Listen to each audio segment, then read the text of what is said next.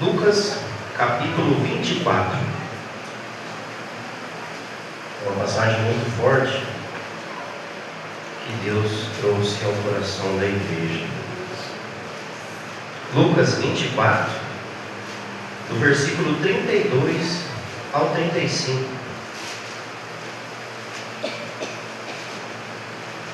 Os dois discípulos no caminho de Emaús.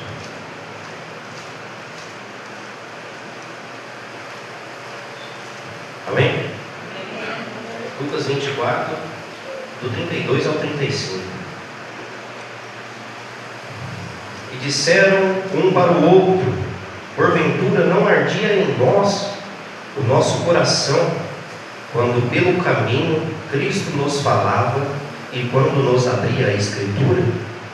E na mesma hora, levantando-se, voltaram para Jerusalém, e acharam congregados os 11 e os que estavam com eles, os quais diziam: ressuscitou verdadeiramente o Senhor, e já apareceu a Simão. E eles lhes contaram o que lhes acontecera no caminho, e como deles foi conhecido no partir do pão. Versículo 51 em diante. E aconteceu que, abençoando-os, ele se apartou deles e foi levado ao céu. E adorando-o, eles tornaram com grande júbilo para Jerusalém, e estavam sempre no templo, louvando e bendizendo a Deus. Amém? Pode se assentar em nome de Jesus. Glória a Deus. Eu agradeço a Deus por essa passagem. Essa passagem falou muito ao meu coração, à minha alma, ao meu espírito, né? É uma mensagem muito forte, uma mensagem muito bonita, é uma mensagem que fala de comunhão com Deus, é uma mensagem que fala de visão espiritual. Aqueles dois homens que caminhavam até Emaús, né? Até aquele lugar, e Deus me guiou e me direcionou ao seguinte tema para essa mensagem. O tema é algo que muitas das vezes me contesta. Todas as vezes que Deus me direciona a um tema de uma passagem, o tema me contesta, né? Ele me faz refletir, né? E o tema que o Senhor me direcionou é o seguinte: a palavra do Senhor, ela tem ardido em seu coração?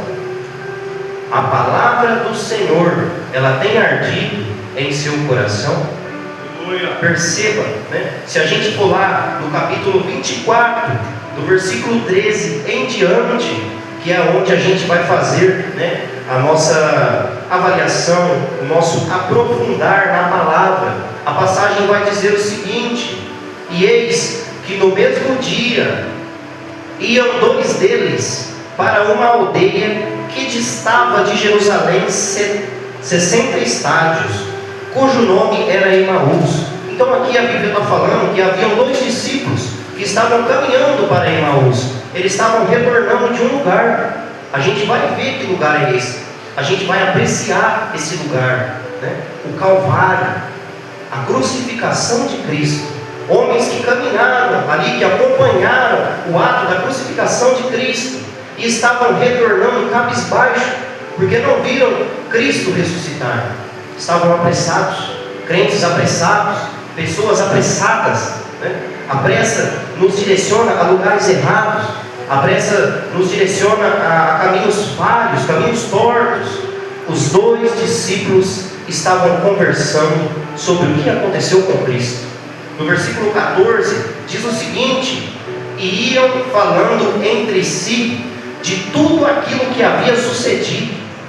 Eles ouviram falar de Cristo, eles viram praticamente, né? Muito provavelmente eles viram a crucificação de Cristo. E o que eles estavam aguardando? Cristo ressuscitar. Mas eles não aguardaram tempo bastante. E aí o que eles fazem? Eles saem ali de Jerusalém e vai a caminho de Emaús. Meu Deus, mas não vimos ele, né? Por que será que ele não ressuscitou? Por quê? Será que ele havia falado que ele ia ressuscitar? Eles presenciaram, eles viveram Cristo, viram ele morrer, mas a pressa não deixou eles ver Cristo ressuscitar. A pressa nos direciona a caminhos errados. não tiveram paciência. No versículo 15 diz o seguinte: e aconteceu que, indo eles falando entre si e fazendo perguntas um para o outro, o mesmo Jesus se aproximou. Aqui a gente vê que Cristo ressuscitou, e Cristo ali encontra eles e começa a andar com aqueles dois discípulos. Cristo começa a caminhar com eles, mas os olhos deles, olha que forte isso daqui, mas os olhos deles estavam como que fechados, para que o não conhecessem. Eles estavam fazendo perguntas, estavam confusos. A gente viu ele crucificado, colocaram ele lá no sepulcro, mas ele falou que ia ressuscitar. E cadê essa ressurreição? Ambiciosos, mas cadê? Aí eles retornam, aí Cristo se apresenta a eles, só que eles estavam com uma visão espiritual prejudicada, eles não conseguiam ver a Cristo. É o que a gente vai ver aqui.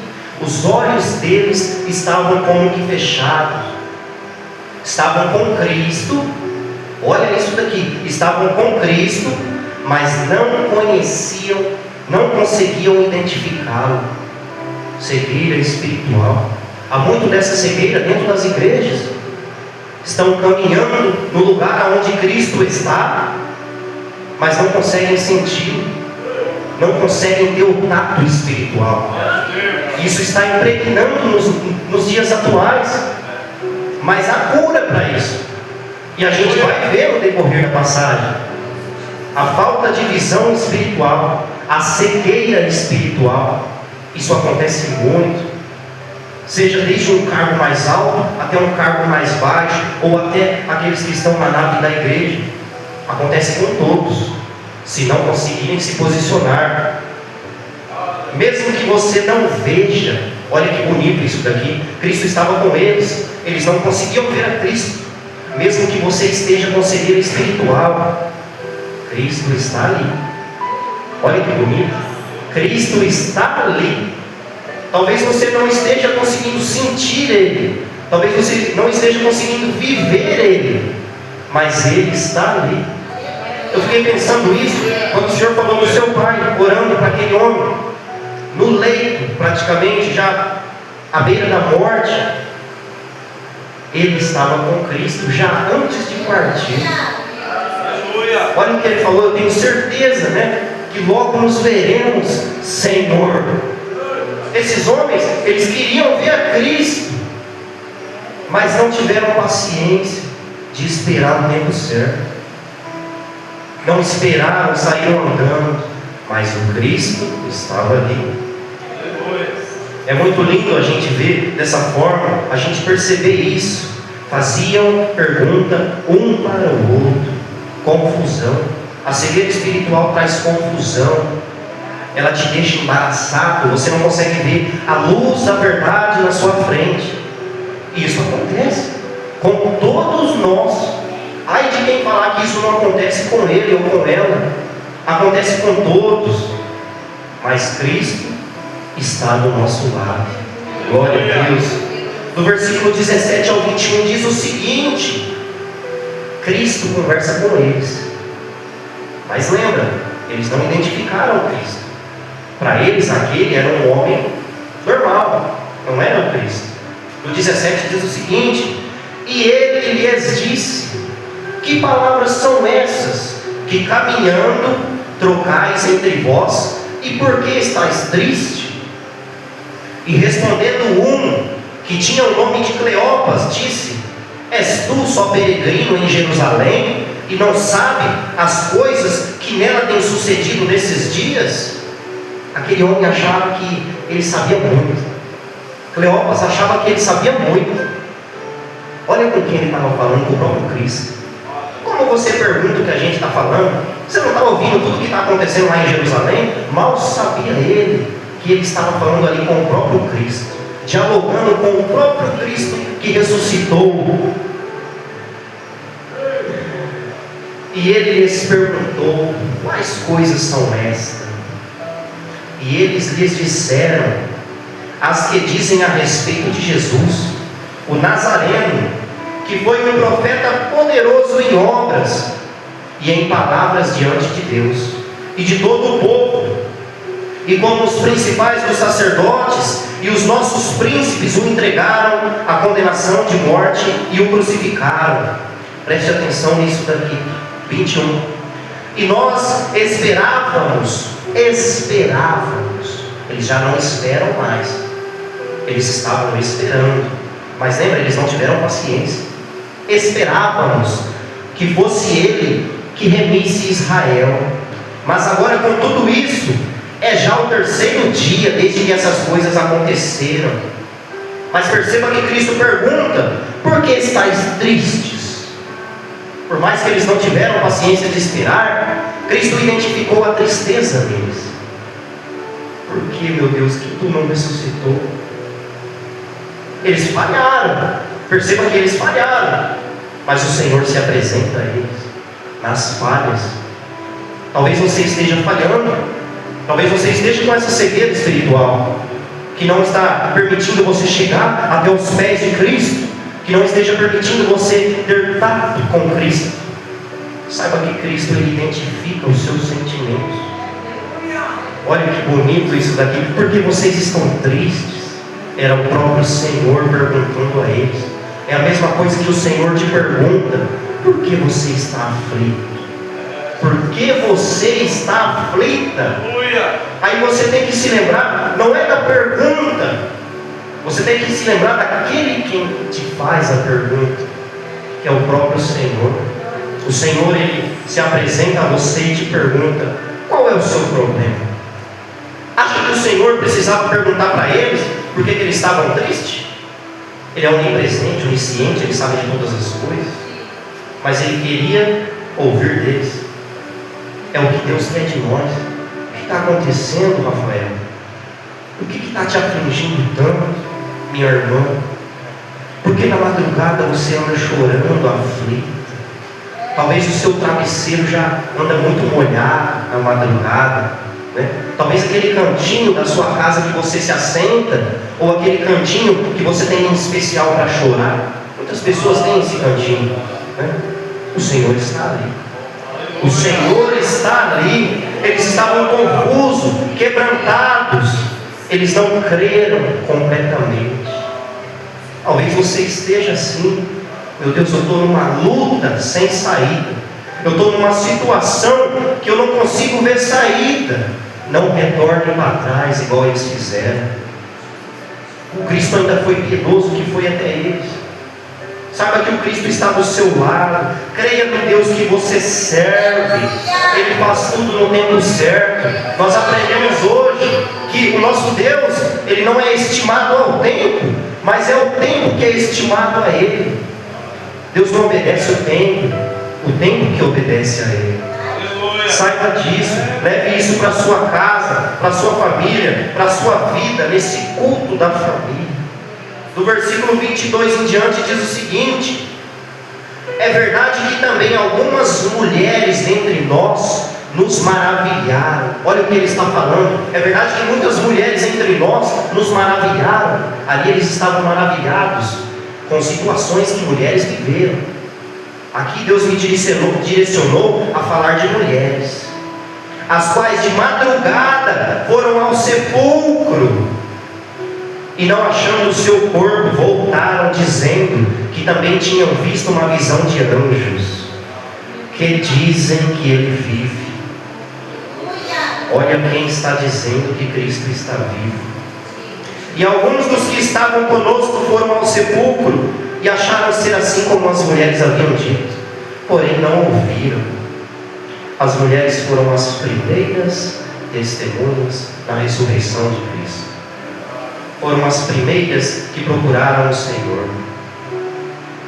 Mulheres que procuram o Senhor de perto. Aonde estão essas mulheres? As mulheres que têm tato, que têm sensibilidade. Tu, mulher, tens procurado o Senhor de perto? Aleluia! Aquelas mulheres estavam na crucificação, elas estavam no sepulcro, e elas também estavam na volta de Cristo aos céus. intimidade com o Senhor. Por onde tu tens andado, mulher? O que você tem procurado no Senhor? Ali elas creram. Foram diferentes daqueles discípulos de Emaús. Eles voltaram para Emaús. Elas voltaram no sepulcro. Olha que bonito isso. Saiba na onde o Senhor está. Saiba na onde encontrar o Senhor. É muito lindo a gente ver mulheres trabalhando na obra, mulheres direcionando a casa. Eu agradeço a Deus por minha mulher. Eu era muito falho, muito torto, e não exaltando a ela, mas o Deus que usa ela. É bonito a gente ver isso no nosso lar. Do 25 em diante diz o seguinte: e ele lhes disse, Cristo responde a eles: ó nécios e tardos de coração, para crer tudo o que os profetas disseram, porventura não convinha que o Cristo passasse essas coisas e entrasse na sua glória? E começando por Moisés e por todos os profetas, explicavam-lhe o que dele se achava em todas as Escrituras. E chegaram à aldeia por onde iam. Ali eles chegaram até Emaús, os dois discípulos e Cristo. E ele fez como com quem ia para mais longe. Cristo fez como que ia passar direto. Não, eu não vou parar em Emaús, eu vou continuar andando. Cristo fez isso. E eles se constrangeram dizendo: fica conosco, como diz aquele hino, porque já é tarde e já declinou o dia. E entrou para ficar com eles. Jesus entrou naquela casa para ficar com eles. E aconteceu, perceba isso, e aconteceu que estando eles à mesa, tomando o pão, o abençoou e partiu. Ele lhes deu. Olha que bonito isso daqui. Imagine Cristo, glória a Deus, sentado em sua mesa, em sua casa, te servindo um pão que Ele mesmo abençoou. Cristo está lá na sua casa. Só que perceba também o que a cegueira espiritual faz. Imagine Cristo sentado em sua mesa e você não ter visão espiritual o suficiente para perceber que é Cristo sentado na sua mesa. Era o que estava acontecendo com eles. Ali quem estava com eles era Cristo, mas eles estavam tão cegos espiritualmente que não conseguiam identificar o Cristo, não conseguiam identificar Ele na mesa deles. Que a gente possa ter essa visão, como Cristo tem entrado em sua casa. Ele tem entrado como forma de Deus ou como forma de um estranho, igual esse que se assentou na mesa dos discípulos de Emaús. Que Deus possa entrar em sua casa, se assentar na sua mesa, saborear daquilo que você tem, um louvor verdadeiro, uma oração suave, um clamor de verdade. Deus se alegra disso. Estava falando hoje na escola bíblica, quando você está sozinho na sua casa, qual é o cheiro que você transmite? É um cheiro bom?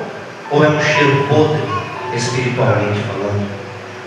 Quando você se ajoelha para orar, o Senhor quer sentir o cheiro que você exala. Muitos transpiram cheiro podre, mas há aqueles que transpiram cheiro bom, cheiro de alegria, cheiro de glória, de gozo, de retidão, de oração, de comunhão, de doutrina, de fé, de perseverança, de comunhão com Deus. Deus gosta de sentir o cheiro dos seus fiéis. Qual é o cheiro que eu estou transmitindo a Ele? Que a partir de hoje a sua cegueira espiritual caia por terra, que todo mal seja amarrado e jogado para fora da sua casa, que quando você se assente na sua mesa, você possa sentir o mover de Deus, você possa sentir Deus abençoando o pão que você come, assim como Ele abençoou desses dois homens. Deus faz isso na nossa vida. Glória a Deus por isso. Deus é fiel na sua vida. No 31 diz o seguinte: olha que bonito isso daqui. Abriram-lhes então os olhos e o conheceram, e ele desapareceu. Muito bonito. Abriram os seus olhos e então o conheceram. Só conhece a Cristo aquele que tem os seus olhos abertos. Só consegue ter dado com Cristo aquele que tem os seus olhos abertos, desvendados. Só conhece a Cristo aquele que se alimenta do pão que Ele orou. Cristo é o pão da vida.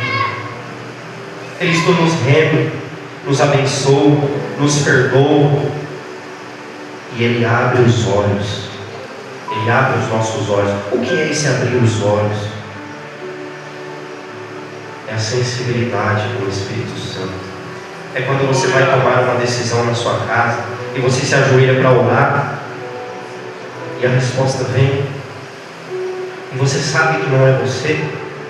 Você sabe que é o Espírito Santo te direcionando. É o Espírito Santo sentindo o seu cheiro suave. Quando você compra um perfume, você compra um perfume que te agrada, que tem um cheiro gostoso, que tem uma fixação boa, que não te dá dor de cabeça. É esse cheiro que Deus quer sentir de você. É esse cheiro que Deus procura nos crentes de hoje em dia. E Ele encontrou esse cheiro naquelas mulheres, naquele sepulcro, naquele dia. Mas o mais bonito de tudo isso é que elas não encontraram Ele ali. Glória a Deus. No 32 diz o seguinte: e disseram um para o outro: porventura não ardia em nós o nosso coração?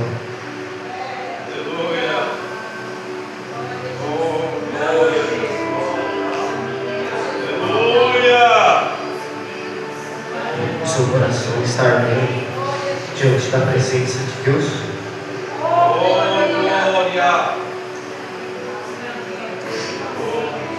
Disseram um para o outro: porventura não ardia em nós o nosso coração, quando pelo caminho Ele nos falava das Escrituras? Cristo estava ali com eles. Mas para você sentir o seu coração ferver, o seu coração incendiar, o seu coração transbordar de alegria, para você sentir as escamas dos seus olhos caírem ao chão, para você sentir a cegueira espiritual cair ao chão, você tem que receber Ele na sua mesa.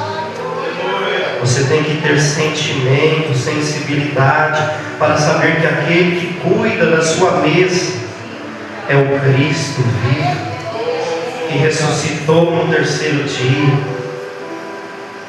Que hoje você possa, a partir deste culto, pelo nome de Jesus, pelo fogo do Espírito Santo, que você possa ter mais sensibilidade, que você possa ter mais retidão, que você possa viver alegrias dentro da sua casa, que você possa olhar para as situações e você ver Deus e não ver o problema. O problema sempre ele vai existir, assim como o Senhor. Mas um dia o problema irá cessar, mas o Senhor irá ficar para sempre. E na mesma hora, levantando-se, voltaram. Glória a Deus. A palavra de Deus, ela arde no nosso coração como uma brasa. A palavra do Deus vivo, ela tem penetrado nas profundezas da sua alma. A palavra do Deus vivo, ela tem sido entoada nos cômodos da sua casa, do seu negócio, do seu carro, na rua. A palavra de Deus tem se infiltrado no seu lar, para que você possa ter sensibilidade, para resolver problemas, para profetizar na sua casa, para sentir o mover de Deus dentro do seu lar, ó família. E na mesma hora, perceba ali, o Senhor se assenta com eles, tira aquela cegueira espiritual deles, e o Senhor desaparece. E Ele fala um para o outro: você percebeu que quando Cristo no caminho conversava com a gente, o nosso coração queimava? Quando Cristo fala com você, é impossível o seu coração não queimar. É impossível você não sentir Deus tocar na sua alma. É impossível você não sentir o mover, o agir, o toque de Deus na sua casa, na sua vida, na sua família, no seu problema. Glória a Deus. Na mesma hora, eles se levantaram e voltaram para Jerusalém e acharam congregados os 12 discípulos, os quais diziam: ressuscitou verdadeiramente o Senhor, e Ele já apareceu a Simão. E eles lhes contaram o que lhes acontecera no caminho, e como deles foi conhecido no partir do pão. Cristo se manifesta para os seus. Cristo, Ele faz mover no meio dos seus. Imagine aqueles discípulos, os 12, os 11, mais os 2 discípulos de Emaús. Imagine eles ali sentados, reunidos, vivendo aquele momento. Você crê nesse Deus que eles creram? Você crê nesse Deus que ressuscitou ao terceiro dia? É como aquele clamor: porque está aflito a minha alma, porque se perturba em meu ser, eu ainda cantarei milagres. Por meio desse Deus que se apresentou a esses homens, que está vivo. No 36 diz o seguinte: e falando eles destas coisas, o mesmo Jesus se apresentou no meio deles e disse-lhes: paz seja convosco. Olha o que Cristo falou para eles: paz seja convosco. Em meio a toda aquela aflição, Cristo aparece e entoa essas simples palavras: paz seja convosco. O quão forte é essa fala? Paz seja convosco. Perceba ali que não é qualquer paz, não era alguém qualquer que estava falando paz seja convosco. É aquele que fala agora e fala sempre: paz seja convosco. É a paz do Senhor, é a paz do Senhor Jesus Cristo. Era Ele falando ali: calma, eu estou no controle da situação. Vocês todos estão aí reunidos, aflitos, estão retornando. Eu estou no controle de tudo. Eu não sei o que você está vivendo, eu não sei o que você está passando. Isso não é um jargão de pregação, né? Eu não sei o que você está vivendo, eu não sei o que você está passando. Isso é a realidade. Talvez você esteja num beco sem sair e a igreja não consegue ver, mas aquele que fala paz seja convosco, Ele consegue ver. Ele vê você. Assim como Ele viu aqueles 2 discípulos retornando, talvez você esteja quase retornando, igual aqueles 2 discípulos. Não se preocupe, Ele vai aparecer até você. Ele vai entrar na sua casa, Ele vai sentar na sua mesa, assim como Ele fez com aqueles discípulos. Ele vai tirar a sua cegueira espiritual. Ele vai consagrar o pão que você vai comer, da mesma forma que Ele fez com aqueles discípulos. Sabe o que é isso, irmão Fátima? É Deus entrando com providência.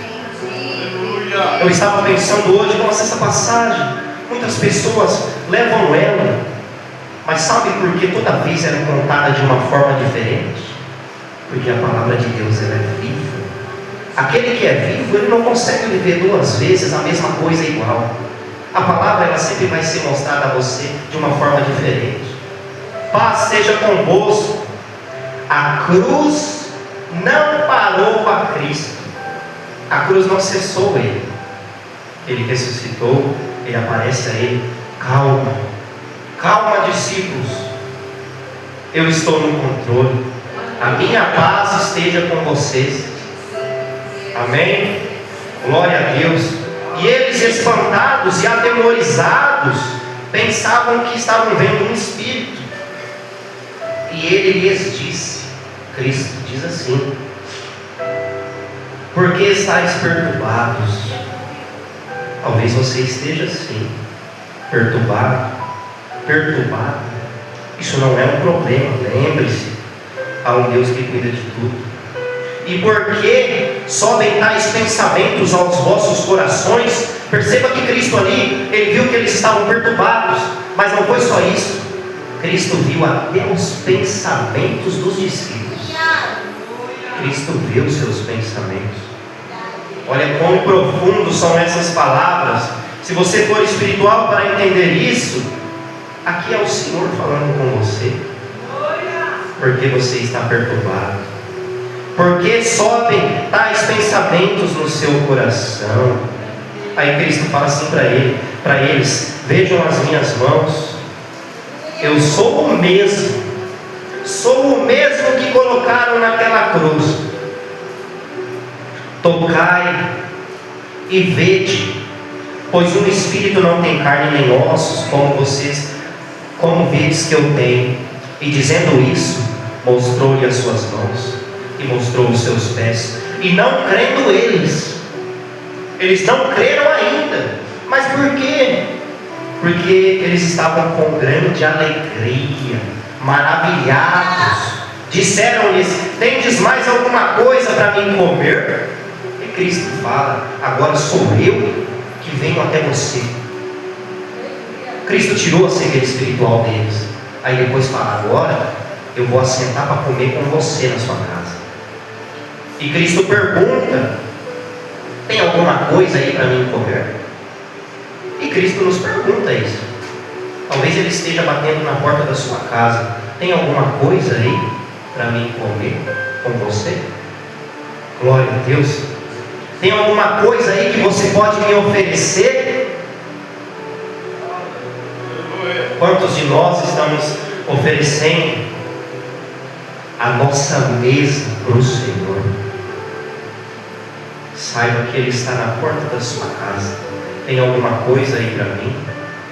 Se você falar que tem, se você falar tem sim, Senhor, Ele vai se assentar e vai comer. Assim como diz no versículo 42: então eles apresentaram a Ele uma parte de um peixe assado e um favo de mel, e o que Ele tomou e comeu junto com eles.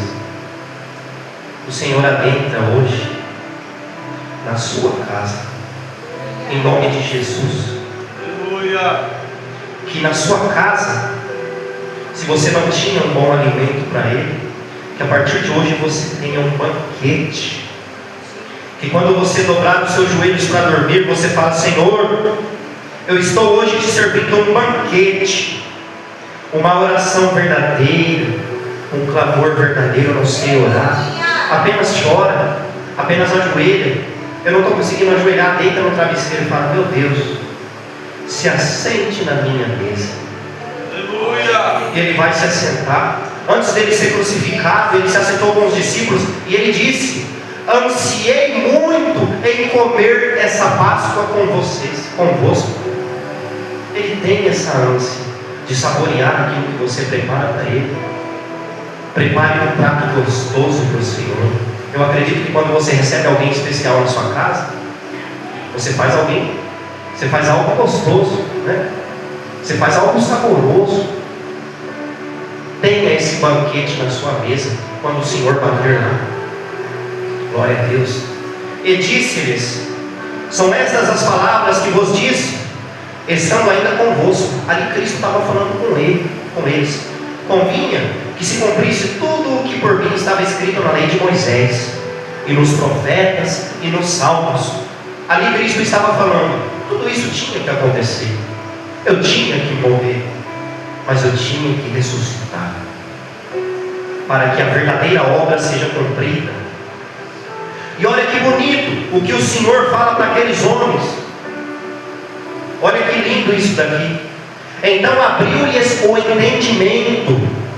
O Senhor abriu o entendimento deles, para que compreendessem as Santas Escrituras. Quando nós abrimos a porta da nossa casa e nós permitimos que o Senhor entre, Ele nos abre o entendimento. Olha que bonito. Ali ele estava como se fosse uma consagração àqueles homens.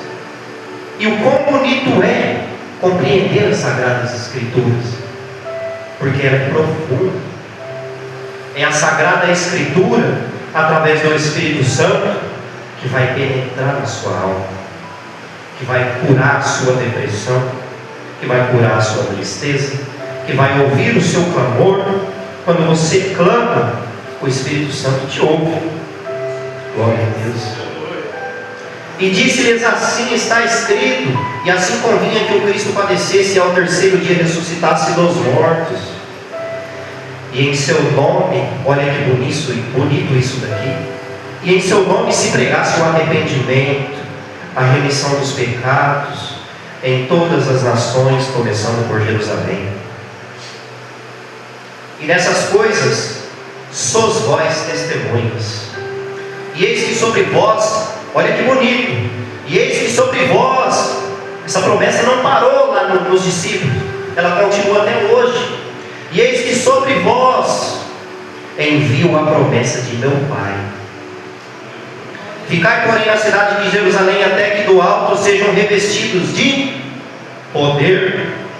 Aquele que abre a porta para o Senhor entrar, ele não é só renovado, ele recebe autoridade. Autoridade para perdoar, autoridade para remir, para profetizar, para discernir, para direcionar, para exortar, para corrigir. A palavra do Senhor, ela lhe dá autoridade. E olha o que é mais bonito ainda, o que o Senhor faz. O Senhor estava sentado ali com eles. Olha o que a palavra diz: e levou-os para fora, até Betânia, e levantando a mão, os abençoou. O Senhor, olha quanto o Senhor faz na nossa vida, quando a gente oferece algo bom em nossa mesa para Ele. Levantando as mãos, o abençoou. Imagine você, como se fosse aqueles servos, sendo abençoado pelo próprio Cristo. É o que o Senhor faz, Ele faz isso até hoje. Ele está lá na sua casa para te abençoar, para dar soluções a qual problemas você não via soluções. E aconteceu que, abençoando eles, se apartou deles e foi levado para o céu. O Senhor retornou para a sua morada, e lá Ele aguarda os discípulos que ficaram. Nós somos esses discípulos. Nós somos como as mulheres que foram no túmulo. Nós somos como os discípulos de Emaús. Nós somos como os 11 que estavam sentados na mesa, todos falhos, todos tortos, errados. Não há um justo, a não ser o Cristo naquela mesa. Mas pela graça do Senhor, nós somos remidos e renovados. Discípulos, não se esqueça, o Senhor te espera lá naquele lugar. Ele te espera lá naquela morada. E adorando eles, tomaram com grande júbilo para Jerusalém. Eles tornaram com alegria, com sorrisos, com graça, com ânimo, com grande clamor de alegria. O Senhor renovou aqueles homens. O Senhor vai te renovar. Talvez você esteja indo andando igual aqueles dois discípulos. Meu Deus, né? O que aconteceu? mas você vai voltar com júbilo, com alegria, com ânimo. Então, a partir de hoje, em nome de Jesus, aceite esse Deus na sua mesa, na sua cama, no seu carro, na igreja, na sua casa, na rua. E estavam sempre no templo, os discípulos, louvando e bendizendo ao nome de Deus. Glória a Deus. Eles aprenderam, eles precisaram ver. Não seja como eles, apenas creia que há um Deus que vai trazer alegria, renovo, transformação, mudança, refrigério. Eu agradeço a Deus muito por cada momento que eu passei com Ele. Talvez você esteja vivendo o pior momento da sua vida, ou o melhor momento da sua vida, não sei. Mas saiba que há um Deus que estende as mãos para você. Há um Deus que te abençoa. Há um Deus que se senta na sua mesa. Que esse Deus esteja lá após este culto, quando você chegar, que você sinta a diferença que Ele vai causar na sua casa. Mas não se esqueça, lembre-se de onde encontrá-lo. Eu agradeço essa oportunidade, em nome de Jesus. Amém. Glória a Deus por essa palavra.